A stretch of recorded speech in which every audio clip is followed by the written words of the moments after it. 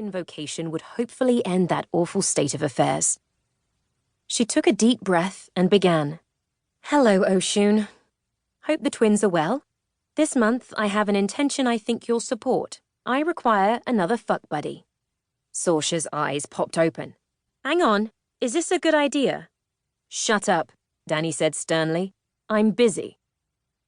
Sorsha, being Sorsha, ploughed on regardless. I thought you were still upset about Joe.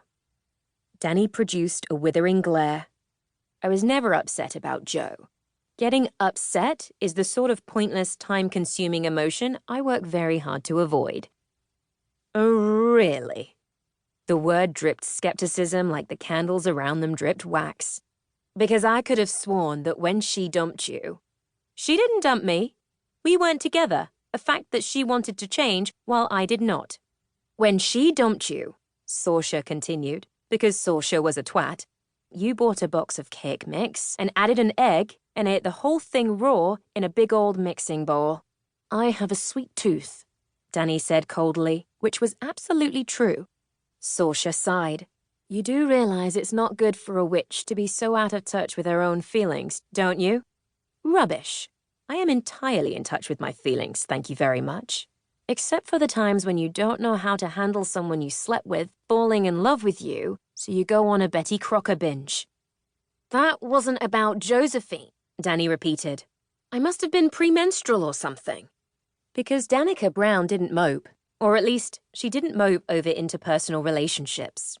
Hadn't since the day she'd walked in on her first love, merrily boinking someone else, and never would. Joe wanted romance, and Dani couldn't think of anything less suited to her skill set, so they'd ended their friendship with benefits and gone their separate ways, and everything was fine. Except for the fact that they didn't talk anymore. Except for that. Stop trying to throw me off, Dani said firmly, because clearly the only way to end this god-awful conversation was to be firm. I know what I'm doing, and I know what I want.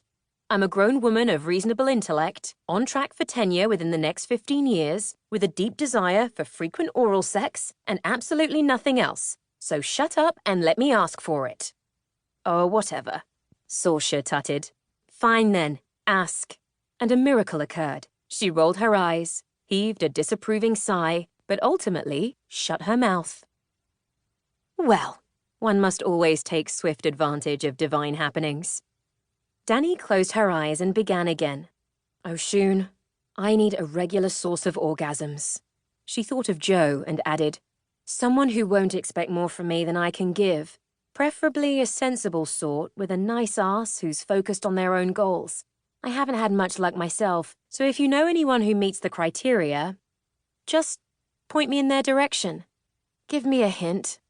When Dani finished, a warm and rare peace washed over her like the waters of a sun-touched river, as if the goddess had heard and promised to do her best.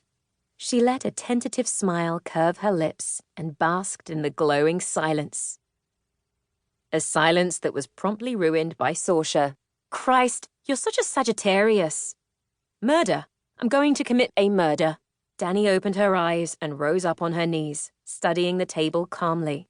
Should she smack her best friend over the head with a religious icon, potentially disrespectful, or a hefty wax candle? The candle was aflame, so it'd have to be the statue. Only when she reached for it, something fell out of her dress's many hidden pockets to land smack bang on the altar. In fact, it landed at Oshun's feet, balancing perfectly on top of the honey dish. Dani supposed that it was some sort of sign, like one that said, Please don't kill Sorsha. You will eventually regret it, and I doubt you'll enjoy prison.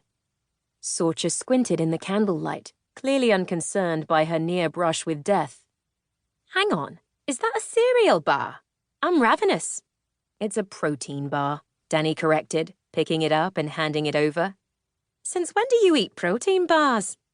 Crumbs flew as Sorsha broke off pieces with her fingers like the mannerless heathen she was. I don't. Someone gave it to me. God, Sorsha, you're making an awful mess and we haven't even finished our invocations.